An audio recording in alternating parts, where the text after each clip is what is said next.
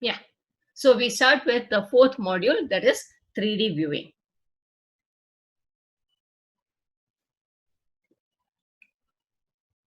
First, we see the overview of three-dimensional viewing concepts. Okay. Now, what do we mean by a 3D object? Okay. When it is a 2D object, we know that it is enclosed by some line segments or some curved lines, etc. Okay. Now, when you come to a 3D object, a 3D object is enclosed or is formed by a set of surfaces that form a closed boundary around the object interior. Okay, so a 3D object is defined by a set of surfaces. Okay, we specify information about the, we may have to specify the information about the interior structure of an object. It is not just what we see outside, even the interior parts sometimes have to be shown. Okay, now viewing functions, when you come to 3D, process the object descriptions through a set of procedures that ultimately project a specified view of objects onto the surface of a display device. Okay, so you have a 3D object. These viewing functions will convert them to a form in such a way that it can be displayed on your screen. Okay, your screen is a 2D object. Now, in addition to this, okay, most of the operations that we do in 2D apply as it is in 3D. Okay, for example, the clipping that you do. Okay, objects that are outside the clipping window will not be seen. Okay, in the same way in 3D also, objects that are outside this clipping window will not be seen. Okay, so the clipping algorithms mostly can be extended as they are to 3D. Okay, but in addition to the 2D tasks, you have a few things to be done here. A few extra things to be done here. What are they? Okay. One, you need the projection routines. Okay, now what are these projection routines? Projection is you convert from 3D to 2D. Okay, so that you can show the object on the screen. Okay, 3D object, you are not Z component, you are not able to show, so you convert it to such a form that you can show it on your screen. Okay, next important difference is visible parts of a scene must be identified.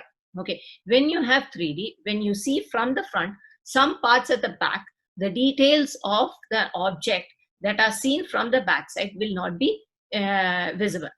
Okay, will not be seen when you see from the front.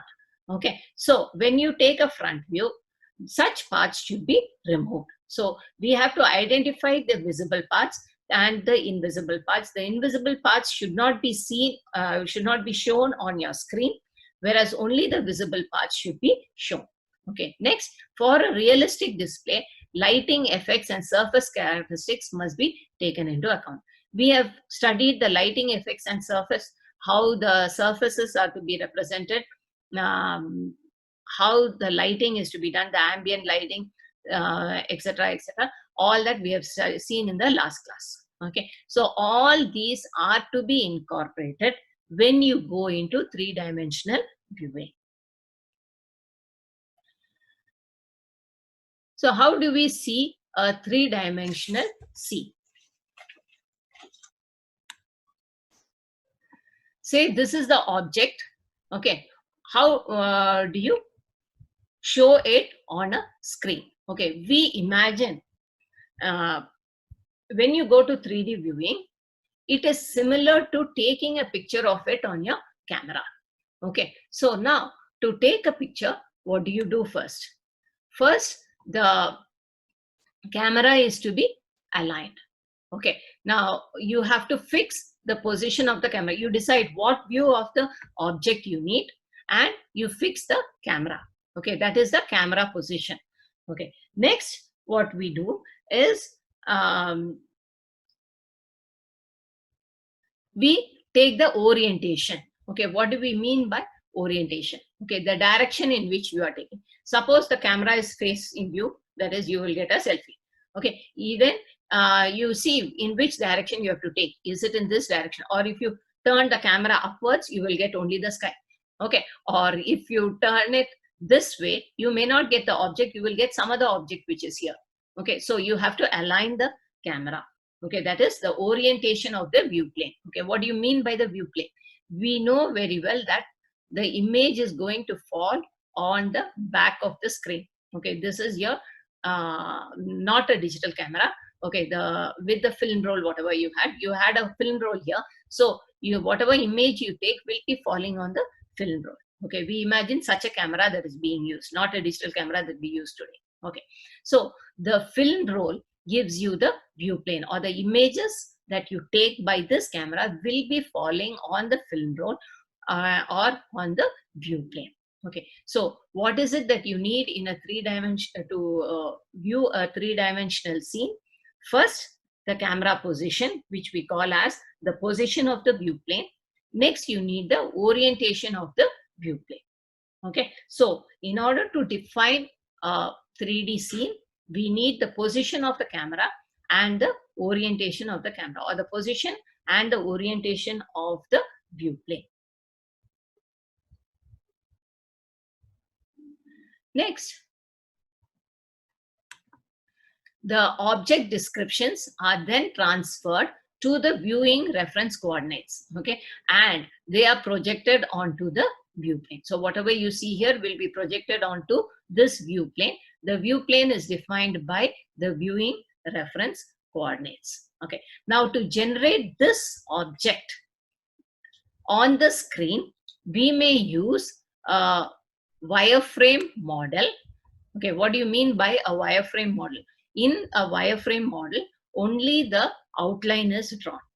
Okay, or you may show it as a solid object, in which case we will be applying the lighting and the surface rendering techniques. Okay, so these will enable us to obtain a realistic shading of the visible surfaces. We will get a realistic view of the image, of the object that you get. So in order to have a 3D viewing, first thing that we see is projection. Okay, what is a projection? Projections are general mappings that transform an ND coordinate system into a MD coordinate system. Okay, where your M is less than N. Okay, so from a higher dimensional system, we convert it into a lower dimensional system, that is projection. This is a general definition. Okay, but in graphics, what do? Generally, we convert, we don't go more than 3D. Okay, right now in our study. Okay, so from 3D, we convert to 2D. Okay, so a projection is conversion from 3D to 2D. Okay, now there are mainly two types of projections that are being used. One is parallel projection, the second one is perspective projection. Okay, we will see this now.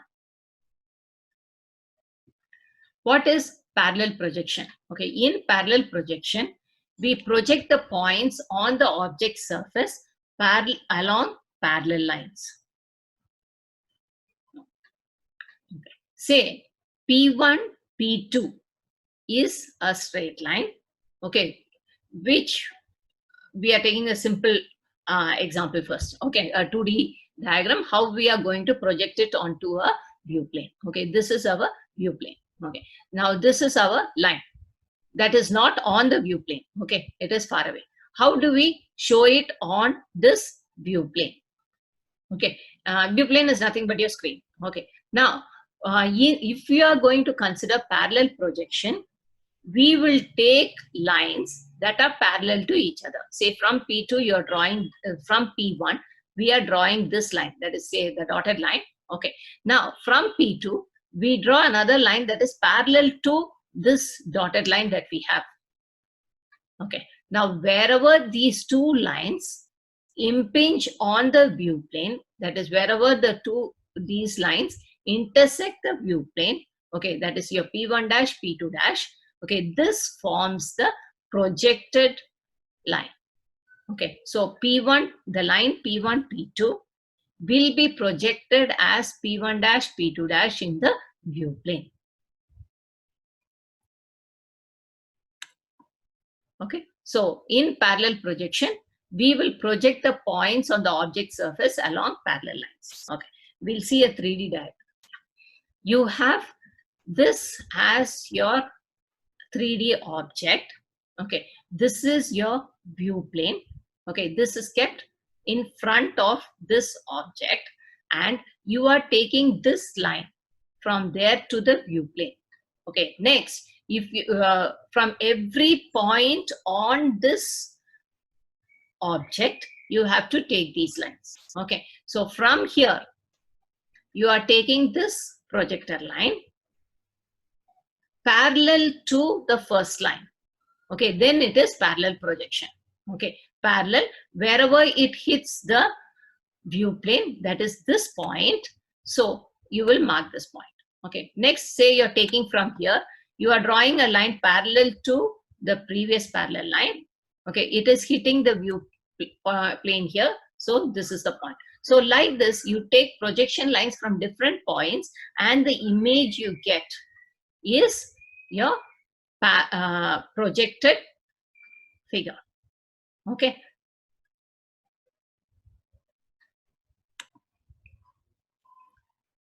So in this case, when you do parallel projection, the figure you get will differ depending on where you're keeping the view plane. Okay, so say I keep the view plane in front, then I get the front view. If I keep the view plane on this side, okay, and I take the projectors along this direction, then I get the side view. Okay, if I keep the projection plane here,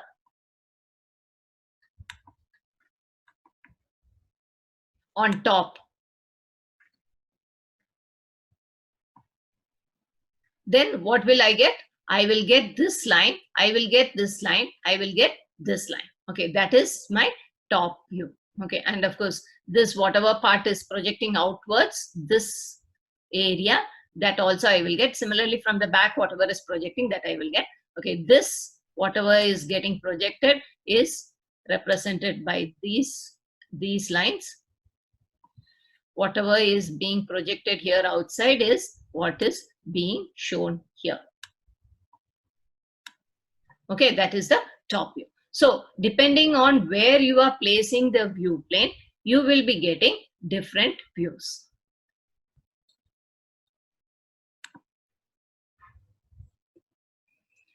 Similarly, if you take this object, okay, from top, when you see,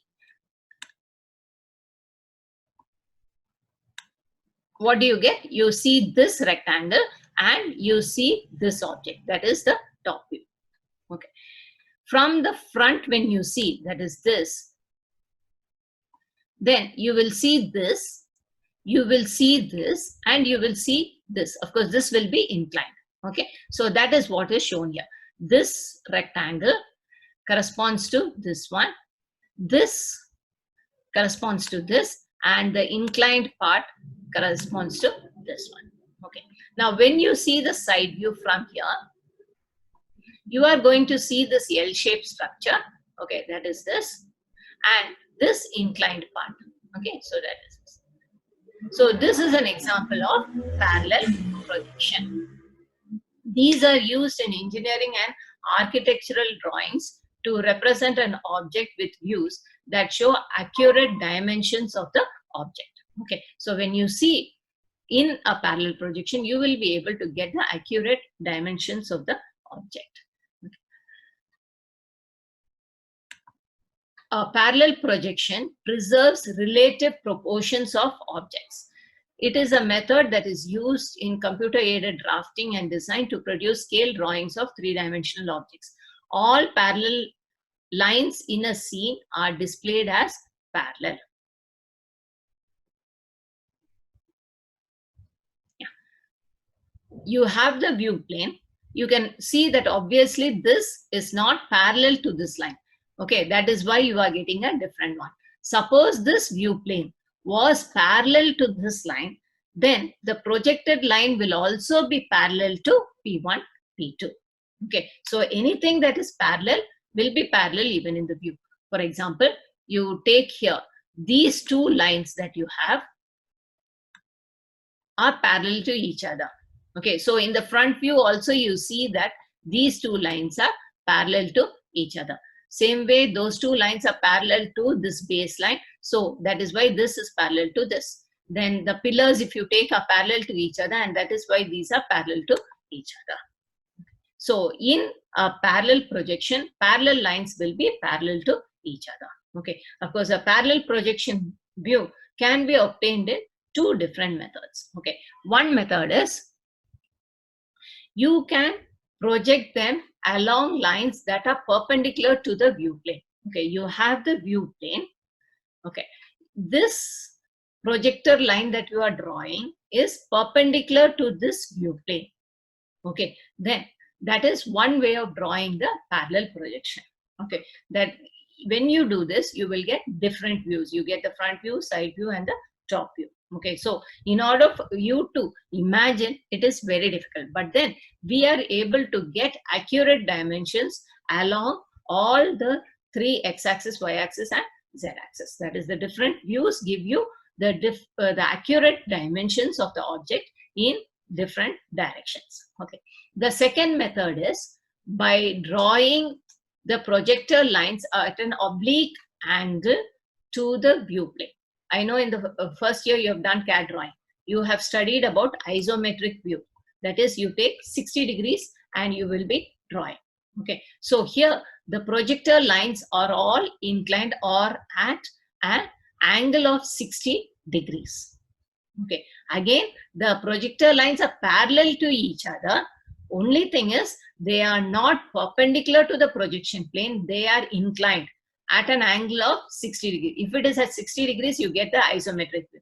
If it is at some other degree, you get some other views. Okay, those are what we call as oblique projections. Okay, so here I've taken an example to show you about isometric view since you have studied it. Okay, that is at 60 degree angle. So parallel projections can be obtained either by drawing the projectors as perpendicular lines or by making an oblique angle to the view plane. Next we see perspective projection. In perspective projection, we project points to the view plane along converging paths. Okay. That is, object positions are transformed to projection coordinates along lines that converge to a point behind the view plane. We take the same line, P1, P2, that we have seen in parallel projection. We have the view plane. Now, the projector lines are not parallel. Okay, we take one point, say this one, that is a convergence point. Okay, we draw a projector from the different parts of the line to the convergence point. Okay, like from there to here, from here to here. Now, wherever these lines intersect the view plane, that is this one, this is P1 dash, and this two, that is P2 dash, the line that joins P1 dash and P2 dash is the projection of this line P1, P2 on the view plane. Okay, so what is the difference? In parallel projection,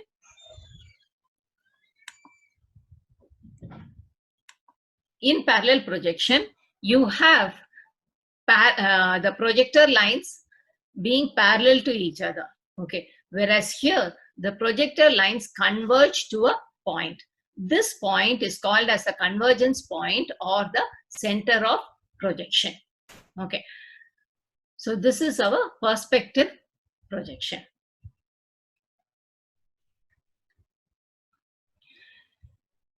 The same object, when you take a perspective projection, how does it look? The first time in parallel projection, we have seen these projectors are parallel to each other. Okay, here we assume that they converge to the center of projection. Generally, when we see an object, it is our eye. Okay, the retina of our eye will be the center of projection. So all the projector lines, they converge to that point, and then whatever image we get, that is we perceive the object to be that. Okay, so this perspective projection is exactly similar to what a human eye looks at. Okay, so we draw the projectors, whatever points are intersected on the view plane, that image is the perspective projection view of the object. This perspective projection causes objects further from the viewing position to be displayed smaller than objects of the same size that are nearer to the viewing position. So if the object is further, you will the image on the view plane that you get will be larger. If the object is closer, then the image will look bigger. If the object is further from the view plane, then the image that you get will be smaller. Okay, a scene that is generated using a perspective projection appears more realistic because distant objects are reduced in size. Okay, this is the way in which our eyes, human eyes works, the way in which a camera lens forms the images. So this image that you get is more realistic. Next, a perspective projection does not preserve relative proportions of objects. Okay, the images you get, you will not be able to take the dimensions directly from the image. Okay, parallel lines along viewing direction appear to converge at a distant point in the background. So this gives you a comparison about the perspective projection and the parallel projection. Okay, you have a line AB, you have the projection plane or the view plane. This is the center of projection. So you have projector lines from the object to the center of projection. They intersect the projection plane at A dash, B dash. So A dash, B dash would be the projected line AB on the projection plane. This is using perspective projection. Okay, whereas when you come to parallel projection, you take parallel lines. Okay, so whatever they intersect, that is your C dash, D dash on the projection plane, is your projected view of the line on the projection plane. Okay, here, since they are parallel lines, they do not meet. Okay, or we say that they meet at infinity. We always say that parallel lines meet at infinity. So they meet at infinity. And instead of a center of projection, when you come to parallel projection, you have direction of projection. Okay, in which direction are you going to project them? So this defines your parallel projection and perspective projection.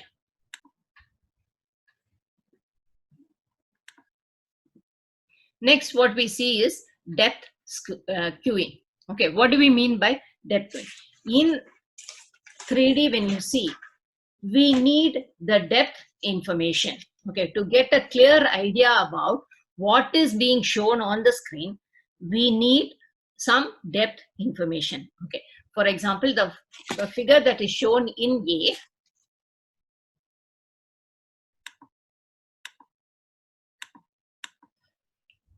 okay, all the it is a pyramid and all the edges are drawn. Okay, you have a square base and you have 3 triangular surfaces. All the surfaces are drawn. Okay, in A. So from this, we do not get an idea of how the pyramid is going to look like. Okay, is it being placed on the base? If so, then this may give us an idea. Okay, if the object is lying on one of the sides, maybe this would better represent it. Okay, so by looking at this A, we don't know in which direction the pyramid is being placed. Okay, so why? Because the depth information is not shown. Okay, so we need some way to represent the depth information. Okay, we will see what this is. Okay, in this case, the invisible lines, okay, the lines which are at the back, they are not being drawn, and so you are able to guess that it is placed on the base.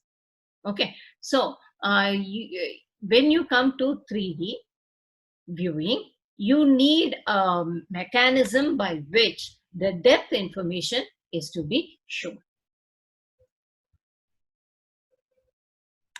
So a simple method for indicating the depth with wireframe display is to vary the brightness of the line segments according to their distances from the viewing position. Okay, for example, say you have this object.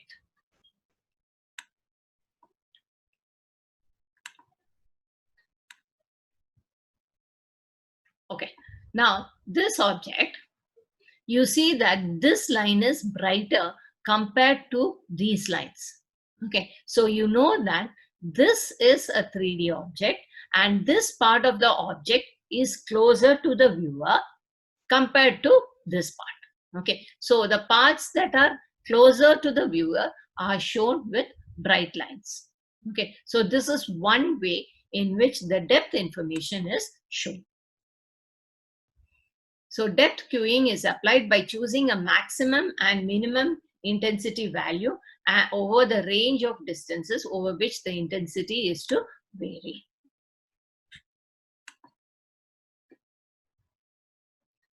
A second method is modeling the effect of atmosphere on the perceived intensity of objects. More distant objects appear dimmer to us than nearer objects due to light scattering by dust particles, haze, and smoke.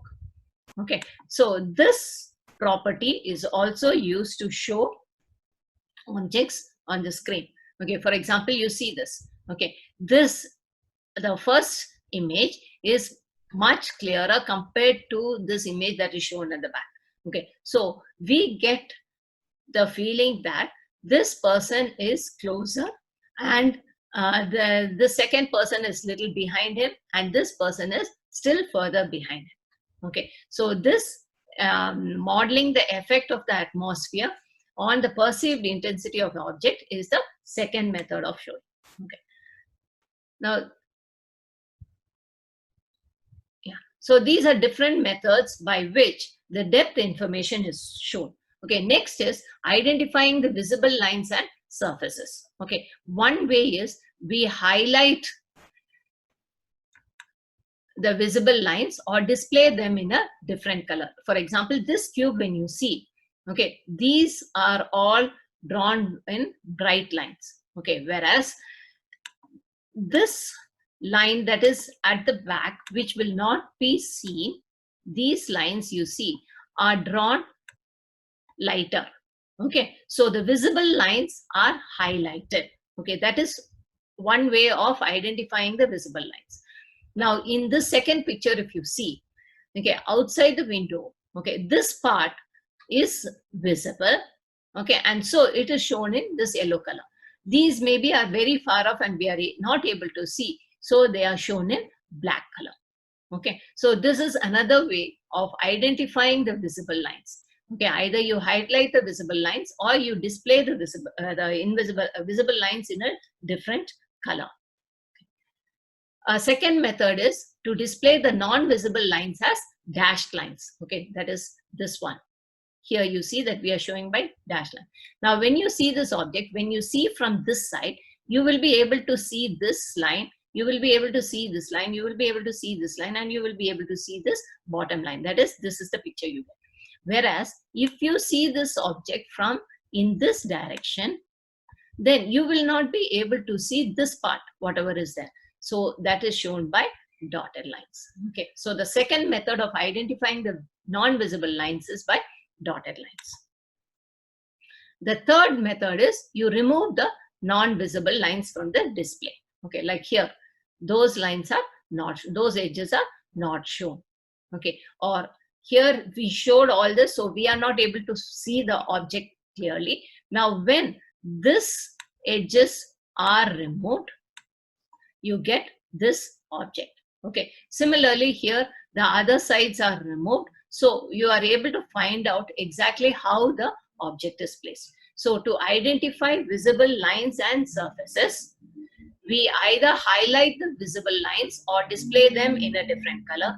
We display the non-visible lines as dashed lines, or we remove the non-visible lines from the display. Okay, so these are different ways in which a 3D diagram is shown on the scene, so that the visible and the invisible parts are clear to the viewer.